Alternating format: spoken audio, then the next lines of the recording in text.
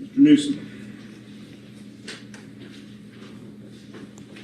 You, sir, are a perfect example of why we have in this state a felony murder rule. I'm pretty sure, having sat through the trial, that you did not wake up that morning and say to yourself, I'm going to go kill somebody today, or I'm going to go and hook up with people who will murder someone. But you did go for an armed robbery. And what happens is that when you take a firearm and you rob somebody, you're telling the world, I'm going to take something that doesn't belong to me by force. And I've got deadly force. And I'm willing to use that deadly force and able to achieve my goals. And even if your intent at that moment was only to rob and not to kill, who can say that the death of the victim is not a predictable and foreseeable outcome of arming yourself and confronting the person? That's why we have the felony murder rule. You are a textbook case. During the trial, at one point, you lashed out at Robert Allen for being a snitch. I think your anger is misplaced.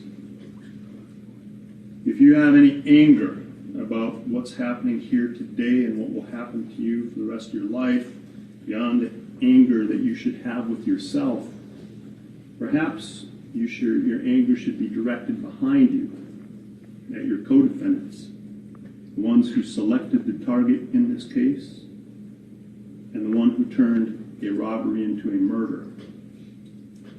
They're the ones that you can thank for your predicament beyond your own actions. Trayvon Newsom, a jury of your peers having found you guilty of the crime of murder in the first degree with a firearm and robbery with a deadly weapon, a firearm. This court now sentences you on count 1 to life in Florida State Prison with a 10-year minimum mandatory and credit for 1,704 days already served. On count 2, I will sentence you to life in Florida State Prison with a 10-year minimum mandatory and credit for 1,704 days already served. The two sentences will run concurrent with each other. There are standard court costs of prosecution, which can be reduced to a civil lien. You have 30 days to appeal. Mr. Williams, you are the perfect example of why we have a law of principles in this state. When you engage in criminal acts with others, you bear the responsibility for your collective actions. It was you who picked the target in this case. You went inside Riva Motorsports to confirm the identification and what was there, and then you went back out and sat in the vehicle. Now, while you may not have left the vehicle and you may not have brandished a firearm or fired the fatal shots, you are as guilty as they are, because you are an essential part of that crime. Without your actions, it would not have happened. Additionally, I don't look at the way someone behaves in court. Courts, for sentencing purposes, courts are stressful things. People react to stuff differently. But there are things that I can look at. And I can tell you this court is shocked by your behavior after the murder. A person who had any measure of human decency or remorse for killing someone would not likely be seen dancing around and filming themselves with the stolen money, how proud you were of yourself. You should understand that while you were dancing on that bed, throwing down those bills, you weren't throwing money down on the floor.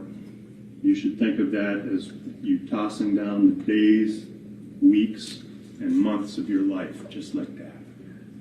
like so many pieces of paper. The very next day, when you went to spend that blood money on sneakers and jerseys, you revealed to the court the value you placed on the human life that was taken. Just a pair of sneakers to you. Diedrich Williams, a jury of your peers having found you guilty of murder in the first degree and robbery with a firearm as a principal.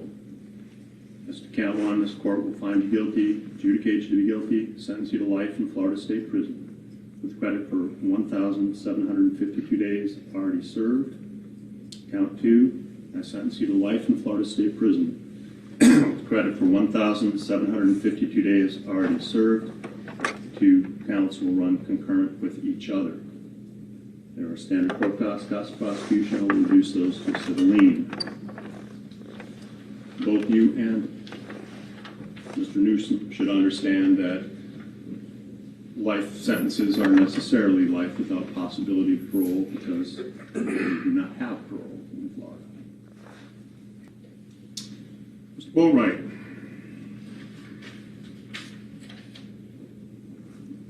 You turned a robbery into a murder. And on that day, when you stood there and fired that weapon, you didn't just end one life. You effectively ended 5 lives, including your own. Like I just said, you need to understand that when we say life in Florida State Prison, that means life. It is necessarily without parole. Florida abolished parole. You know, as the song says, you can check out anytime you like, but you can never leave. You will spend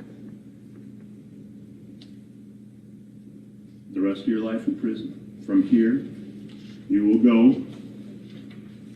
and be placed in a cell that has a stainless steel slab that's attached to the wall. That's your bed. And next to it is a stainless steel sink and a stainless steel toilet. That's the furniture that you have in that cell.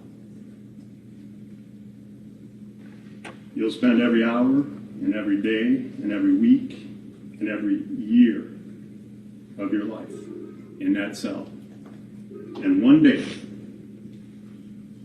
they'll come and open up that cell in the morning and you'll have passed on. And only on that day will you have served your sentence. A jury of your peers having found you guilty of murder in the first degree with a firearm and having discharged that firearm and having that firearm discharge result in the death of Chassé Enfoy, this court will sentence you to life in Florida State Prison with credit for 1,732 days already served. As to count two, for the robbery with a firearm, which was discharged and causing death, this court will sentence you to life in Florida State Prison with credit for 1,732 days already served. Both counts carry with them a 25-year minimum mandatory. Count two will run consecutive and not concurrent with count one.